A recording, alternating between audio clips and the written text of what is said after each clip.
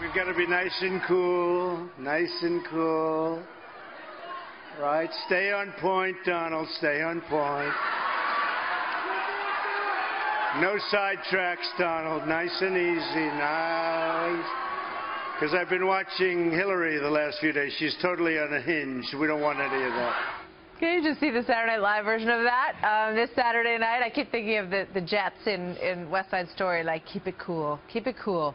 So that's Donald Trump. He's been firing up the crowds across the country for the last year and a half, but at a Florida rally, he gave a pep talk of sorts to himself, telling himself to stay calm and disciplined, which is sometimes hard for him. Maybe they've locked up the Twitter account for him, I don't know, over the last few days. Dan Henninger is Deputy Editorial Page Editor for the Wall Street Journal. Dan, welcome. Good to see you. Lots to get through, so we'll jump right in. Do you think he can do that, first of all? I think he can do it. He obviously finally understands that he has to after everybody who's ever appeared on Fox News saying that he should stay on target. The question, though, is, Martha, you know there's a Trump dump coming in the next several days. The Clinton campaign has to change the subject from this FBI investigation. And if they've got anything left on Donald Trump, they're going to hit it with them. And then the question is, can he let it bounce off and keep doing what he's doing now? Stay tuned. Quick thought from you on this Foundation news, because I want to just get your reaction to that. The news that the FBI has 2 investigations that are going on, Foundation and emails. Well, you know, I am so struck, Martha, by the New York Times CBS poll this morning, which has Hillary ahead by 3 points. Trump has made up 6 in 2 weeks. If you would ask anybody in politics whether he could do that, they'd say virtually impossible.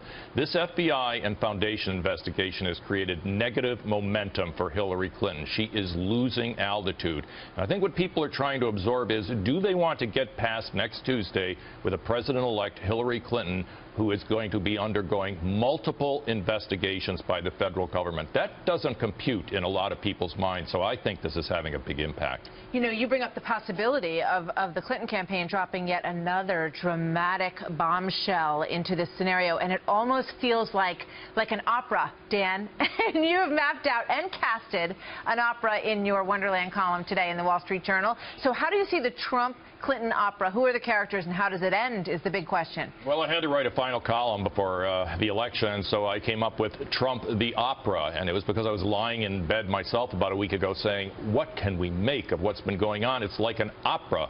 And I thought, Trump the Opera, and I started writing scenes, and it stars Trump, Crooked Hillary, Lion Ted, Little Marco, Uma, the Handmaiden, and I have created these scenes in which Trump and Crooked Hillary perform arias, indeed. Corey Lewandowski and Trump sing A Beautiful Wall, Un Bel Muro. Hillary Clinton sounds more beautiful than Italian somehow. Well, the best one was Hillary Clinton being interviewed by FBI Director Comey. Remember when she said, I can't recall 37 times? In Italian, that's non ricordo, non ricordo, non ricordo. And there's a death scene at the end. There's a balcony scene. And I think that pretty much describes what we have been through, a grand opera for a year and a half. Tell everybody at home, you do have to read the column because it's brilliant. But in the end, who's victorious on the balcony?